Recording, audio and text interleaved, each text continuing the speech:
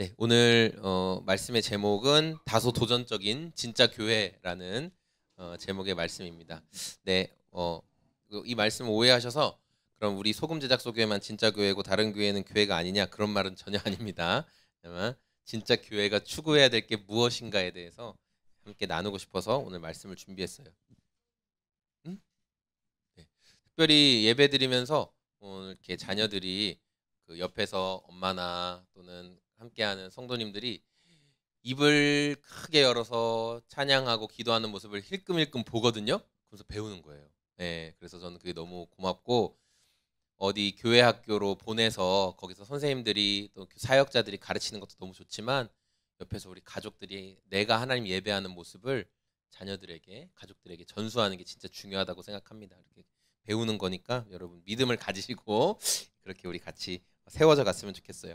자, 오늘 말씀은 이제 사도 베드로가 로마의 군대 장교였던 고넬료라는 사람 기억하시죠? 예, 고넬료라는 사람의 이제 집에 들어가서 말씀을 전하는 내용이 이제 설교한 거예요. 베드로 사도가 설교한 내용인데 34절부터 43절 우리가 오늘 읽은 말씀은 아마 베드로가 설교를 길게 했을 거예요. 다양하고 자세한 내용을 많이 말했을 텐데 오늘 우리가 읽은 말씀은 그 설교의 핵심만 요약해 놓은 거예요. 네. 설교의 핵심만. 여러분 이 성경 말씀은 하나님의 영이신 성령님의 감동으로 기록된 거거든요. 그러니까 성경 말씀에 기록된 내용이 쓸데없는 내용이 있을까요? 없을까요? 예, 문맥상 쓸데없는 내용이 없어야 되겠죠. 맞아요. 쓸데없는 내용이 없어요. 정말 꼭 필요한 내용들만 그 66권의 책 안에 기록을 해 두신 거예요. 그러다 보니까 오늘 이 베드로의 설교를 굉장히 압축해서 기록해 놓은 내용은 진짜 필요한 내용. 우리가 교회로 성도로 살아가는데 정말 필요한 내용이 그 안에 들어있다라고 여러분 생각하시면 좋겠어요. 특별히 34절과 35절에서는 베드로가 자신이 이제 깨달은 내용을 이야기하는 거예요. 근데 단 두 줄밖에 안 기록돼 있어요. 사실 굉장히 짧은 내용이에요. 단 두 줄인데 엄청나게 사실 대단한 내용이거든요. 제가 한번 읽어볼게요. 여러분 눈으로 보세요. 베드로가 말한 거는 하나님은 이제 더 이상 사람을 외모로 뭐 어디 혈통이다 어느 민족 출신이다로 받아들여주지 않고 하나님을 두려워하고 의를 행하는 자는 어느 민족이든지 다 받아주신다라고 베드로가 선언한 거예요. 예. 단 두 줄밖에 안 되지만 이 내용은요 여러분 그동안 베드로가 가지고 있던 유대인의 생각을 완전히 뒤집어버리는 엄청난 내용이에요. 사실은 우리가 계속 말씀을 살펴보고 있지만 유대인들은 하나님께 특별히 선택을 받았거든요. 이스라엘 사람들은 선택을 받았어요. 그래서 하나님의 법인 율법을 선물로 받았어요. 율법으로 계약을 맺은 거예요. 너희가 이 율법을 지킬 때 내 백성이 된다. 하나님이 이렇게 계약을 맺으신 거거든요. 그래서 유대인들의 생각은 뭐냐면 우리만 구원받는다 했어요. 우리만 하나님이 선택해 줬으니까. 그런데 이방인들도 구원을 받긴 받아야 되는데 그럼 이방인들은 어떻게 구원받느냐? 이방인들도 율법을 지켜야 구원받아요. 그거는 동일해요. 율법을 지켜야 구원을 받는데 그러면 유대인들이 이방인들도 율법을 다 지킬 수 있을 거다라고 생각했을까요? 아니요. 맞아요. 그렇게 생각하지 않았어요. 이방인들은 아무리 노력해도 근원적으로 틀려먹었기 때문에 율법을 다 지킬 수 없다. 그러니까 고로 율법을 다 지키지 못하기 때문에 구원을 받을 수 있다 없다? 구원 못 받는다. 유대인들은 그렇게 생각했어요. 그러니까 선택받은 우리만 구원받아 라는 생각이 유대인들의 마음에 꽉 사로잡혀 있었던 거죠. 그런데 성령 하나님께서 베드로에게 내가 이방인들을 향한 어떤 마음이 있는지를 알려주셨기 때문에 베드로가 이제 변화된 어떤 민족이나 출신이 아니라 하나님이 모든 사람을 받아주신다라고 말할 수가 있었던 거죠. 여러분 과거에는 율법을 지켜야만 하나님 앞에 나아갈 수 있었는데 지금은 하나님이 보내신 말씀을 믿을 때 나아갈 수 있다라고 성경이 말하고 있거든요. 그렇다면 하나님이 보내주신 말씀이 뭘까?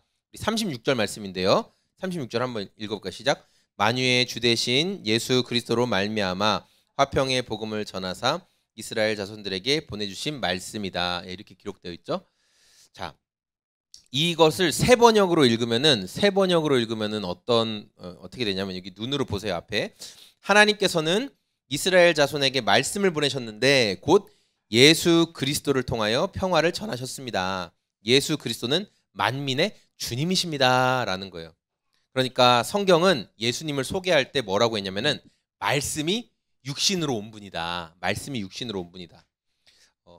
서양 세계를 어려운 이야기는 아닌데 서양의 세계관, 서양 사람들이 생각하는 사고의 기초를 마련한 게 뭐냐면은 그 철학이거든요. 예, 그래서 여러분 뭐 헬라 철학 이런 거 뭐 들어보셨죠? 헬라의 뭐 철학 이런 거 들어보셨죠?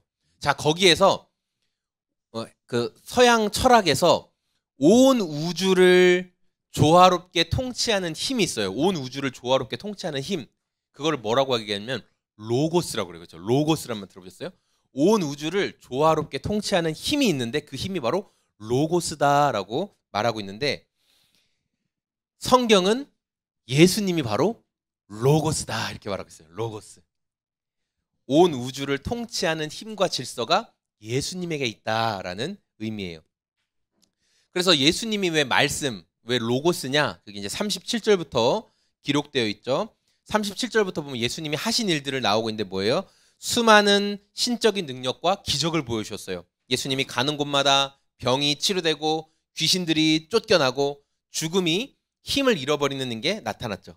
그리고 결정적으로 예수님은 유대 종교 지도자들에 의해서 십자가에 달려 죽으셨어요. 그런데 며칠 뒤에 다시 살아나셨어요? 하루, 이틀, 사흘, 사흘 뒤에, 3일 뒤에, 사흘 뒤에 살아나셨어요. 근데 예수님이 죽기 전에 미리 말씀하셨죠. 내가 사흘 뒤에 다시 살아날 거야. 이렇게 말씀하셨잖아요. 말씀하신 대로 정말 예수님 다시 부활하셨어요. 그래서 사도 베드로가 지금 고넬료를 만나서 이 이야기를 할 때는 언제냐면 예수님이 부활 승천하시고 약 10년에서 15년 정도가 지난 때다라고 학자들은 이야기하고 있어요. 예수님 부활 승천하시고 10에서 15년 정도가 지난 시간이었어요. 그런데 베드로는 오늘 고넬료의 집에서 내가 예수님을 만났고 예수님이 이런 분이고 이런 일을 하셨고 한 거를 마치 방금 전에 예수님이랑 이야기하고 온 사람처럼 정말 생생하게 고넬료의 집에서 말해 주었을 거예요. 우리 특별히 이 부활하신 예수님이 어떤 위치를 갖고 있느냐, 어떤 분이시냐가 42절 말씀에 등장하는데요. 우리 42절 말씀 같이 한번 읽어볼까요? 시작. 우리에게 명하사 백성에게 전도하되 하나님이 살아있는 자와 죽은 자의 재판장으로 정하신 자가 곧 이 사람인 것을 증언하게 하셨고. 네, 그러니까 부활하신 예수님의 지위, 부활하신 예수님이 가지고 있는 지위가 있어요. 그 권세, 힘이 있어요. 그게 뭐냐면 살아있는 자와 죽은 자의 심판장이라는 거예요. 심판. 네. 우리 승건이, 승민이 막 줄넘기 대회도 나가고 또 주짓수 대회도 나가고 너 이번에 체육 대회도 했는데 승건이가 열심히 뛰어가지고 1등으로 딱 들어왔는데 심판이 2등 이렇게 하면 어떻게 되는 거예요? 억울해도 2등이 돼버려요. 심판이 엄청난 힘을 가지고 있거든요. 아니에요. 제가 얘보다 한 발자국 먼저 들어온 게 분명해요 해도 심판이 아니야. 제 팔이 먼저 들어왔어. 이렇게 해버리면 억울해도 심판 말을 따를 수밖에 없는 거예요. 심판은 그만큼 엄청난 힘을 가지고 있다는 거죠. 그래서 이 부활하신 예수님이 살아있는 자와 죽은 자들을 심판하는 힘을 가지고 계신데 그 예수님을 만난 사람들은 어떤 책임이 있냐면 이제 우리가 누구를 만날 때 대화를 할 때 예수님이 산 자와 죽은 자의 재판관이야, 심판장이야 라고 말해야 될 책임을 우리가 받았다라는 거예요. 우리가 사람들이랑 생활하다 보면은 이런 이야기를 많이 들어요. 우리 승건이, 승민이나 로운, 로이도 들어봤는지 한번 이야기해 보세요. 누군가가 힘든 일이 있고 어려운 일이 있을 때 이렇게 얘기해요. 어차피 해봐야 죽기밖에 더 하겠어. 죽기 아니면 까무러치기야. 예, 그러면서 사람들이 그런 말 하거든요. 그러면서 힘든 상황이나 어려운 상황을 이렇게 뭐 이야기할 때 그런 말 하는데 여러분 이 말은요. 내가 죽으면 내가 이렇게 죽어버리면 세상을 떠나면 더 이상 나를 통제하거나 나를 어떻게 할 수 있는 게 없다라고 생각하기 때문에 그렇게 말을 하는 거예요. 그렇죠? 죽음 이후에 세상은 아무것도 없어라고 생각하니까 그렇게 이야기하는 거예요. 그런데 예수님은요. 우리가 살아있을 때뿐만 아니라 죽음 이후의 삶까지 분명히 결정하는 분이다라고 성경은 우리에게 미리 말씀해 주신 거예요. 그러니까 승건이, 승민이는 이 이야기를 들었기 때문에 나중에 핑계 대면 안 돼요. 저 예수님 얘기 들어본 적 한 번도 없는데 이러면 안 돼요. 예수님은 삶과 죽음 이후에도 재판하시고 심판하시는 분이라는 거예요. 그래서 43절 말씀을 통해서 베드로의 눈이 완전히 달라진 것을 우리가 볼 수 있는 거예요. 43절 말씀에 이렇게 기록되어 있죠. 그를 믿는 사람은 누구든지 그 이름으로 죄사함을 받는다. 네, 그 이름이 누구의 이름이에요? 예수님의 이름. 이전까지 베드로는 유대인들만, 율법을 지켜야 되는 사람들만 구원을 받는다라고 생각했는데, 이제는 그의 이름을 믿는 사람, 예수님의 이름을 믿는 사람은 어느 민족에 상관없이 다 구원을 받는다, 죄사함을 받는다라는 거예요. 하나님께서 맞이해 주신다는 거예요. 하나님이 초대해 주신다는 거예요. 그렇게 깨달음이 완전히 달라졌어요. 베드로가 이 깨달음이 있기 전에 예수님을 만났던 사람이에요? 안 만났던 사람이에요? 만났던 사람이죠. 같이 밥도 먹고. 베드로가 이 말을 하기 전에 성령님을 만났던 사람이에요? 안 만났던 사람이에요? 만났던 사람이죠. 그렇죠? 그래서 막 다른 방언, 막 외국어도 하고 그랬잖아요. 그런데 여전히 베드로의 눈에는 이방인들은 구원받을 수 없어, 유대인들만 특별히 구원을 받는 거야 라는 생각이 여전히 자리를 잡고 있었어요. 성령님이 이 깨달음을 주시기 전까지는. 근데 성령 하나님이 이방인들을 향해 넓게 구원의 문을 열어주신 것을 알려주시니까 베드로도 이제 출신이나 민족에 상관없이 예수님을 영접한 모든 사람은 다 구원받을 수 있구나라는 진리가 그의 마음 가운데 자리하게 된 거예요. 여러분, 교회는 건물이 아니다라는 말 들어보셨어요? 교회는 건물이 아닙니다. 이런 말 들어보셨어요? 교회는 예수님의 이름으로 구원받은 성도의 모임이라는 뜻이에요. 교회는 그런 뜻이에요. 그래서 교회가 집중해야 되는 게 뭐냐면은 성도가 그리스도의 몸답게 살아가는 것, 그것을 도와주고 그 일을 함께 하는 게 교회의 사실 역할이에요. 복음적인 교회라고 하면 다 이렇게 얘기했을 거예요. 여러분, 교회는 건물이 아니에요. 교회는 많은 사람들이 모이는 게 아니에요. 이 앞에 이 그림이 이제 여기 영어로 church라고 써 있죠. 사람들이 점점점해서 이제 처치, 교회라는 단어를 이루고 있어요. 어떤 상징적인 의미죠. 교회는 건물이나 어떤 사람의 숫자가 아니다, 그렇게 이야기는 많이 해요. 이야기는 많이 해요. 그러나 그것을 지식적으로 아는 것과 성령 하나님이 교회는 말이야 진짜 건물이 아니야 라는 걸 깨닫게 해주시는 것은 달라요. 지식적으로 아는 것과 깨닫게 해주시는 것은. 오늘 말씀을 정리할 건데요, 성령 하나님께서 이방인들에게 복음의 문을 활짝 열어주셔서 이제 모든 사람들을 다 맞이해 주신다, 예수님을 믿는 사람은 다 받아들여 주신다라는 그 깨달음을 하나님께서 주시지 않으면 아무리 수제자 베드로라도 알 수가 없었어요. 여전히 이방인들은 구원받기 어려워라는 생각했죠. 왜냐하면 베드로가 유대인으로서 가지고 있던 전통, 그리고 신앙적인 해석, 이런 것들이 자기가 하나님의 말씀을 받아들이는 데 더 큰 영향을 끼쳤기 때문에 그래요. 성령 하나님께서 깨닫게 해주시는 은혜를 경험한 뒤에야만 사도 베드로가 우리 유대인들만 구원받는다라는 그 편협한 생각, 한쪽으로 쏠린 생각을 깨트릴 수가 있었다라는 거예요. 선택받은 백성이라는 생각, 그동안 가지고 있었던 건 우리가 선택받은 백성이야, 그리고 우리가 유대인으로서 하나님께 얼마나 많이 소 잡고, 우리 민수기 묵상한 사람들은 알죠. 소도 잡고 양도 잡고 하면서 제사를 엄청나게 많이 드렸죠. 그렇죠?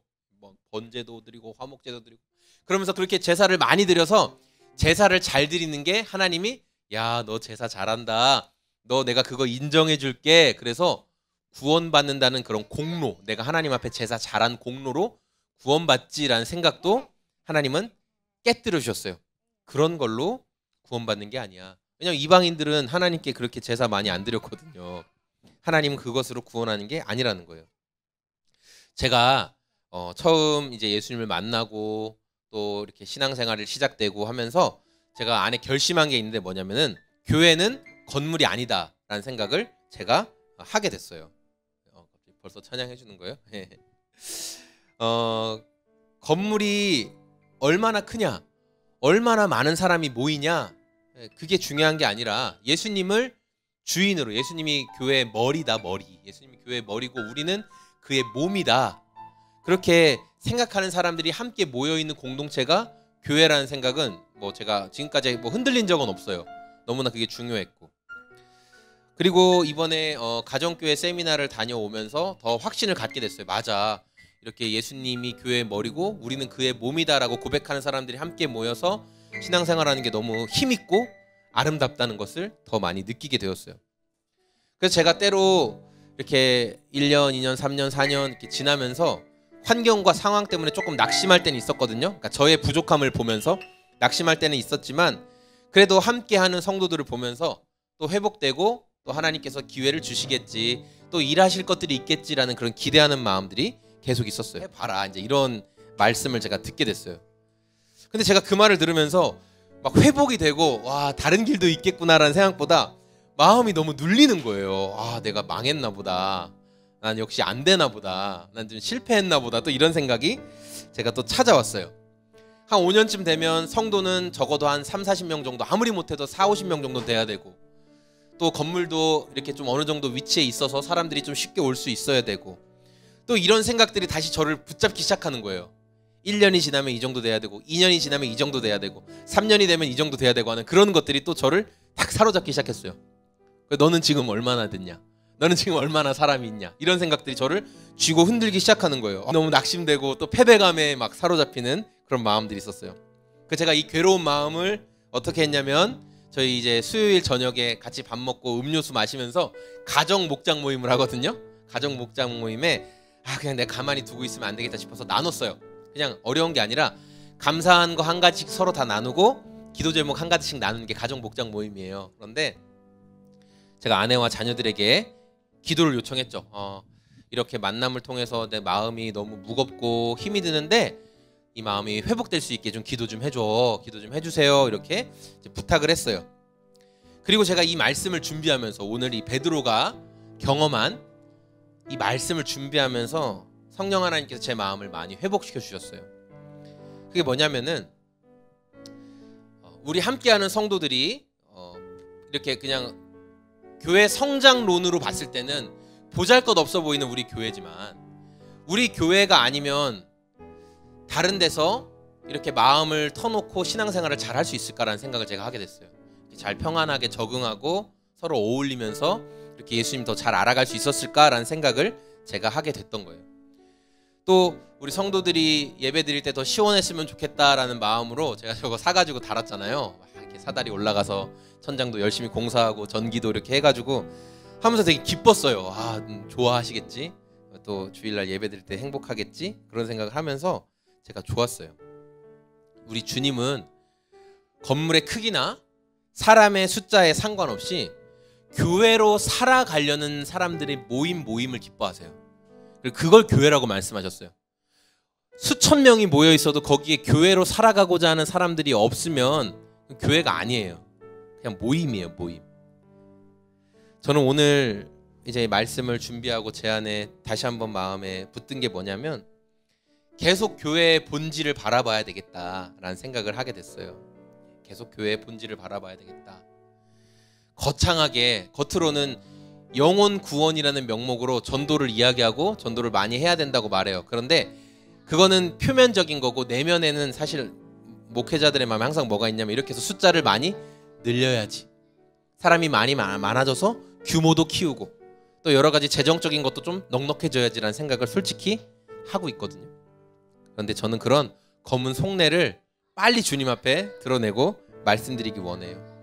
우리 소금제작소 교회의 모든 가족들이 환상과 허구 같은, 그냥 환상과 허구, 막 이렇게 사람이 많으면, 건물이 이렇게 으리으리하고 화려하면 그런 모습에 마음이 빼앗기고 쏠리는 것이 아니라, 진짜 교회는 뭐예요? 예수님을 머리로 우리는 그의 몸으로 세워져 가는 교회, 이게 진짜 교회거든요. 우리가 그런 진짜 교회로 세워질 수 있는, 계속 또 함께 세워져 가는 저와 성도님들의 삶이 되기를 원합니다. 우리 시간에 주신 말씀 생각하면서 같이 기도했으면 좋겠어요. 여러분.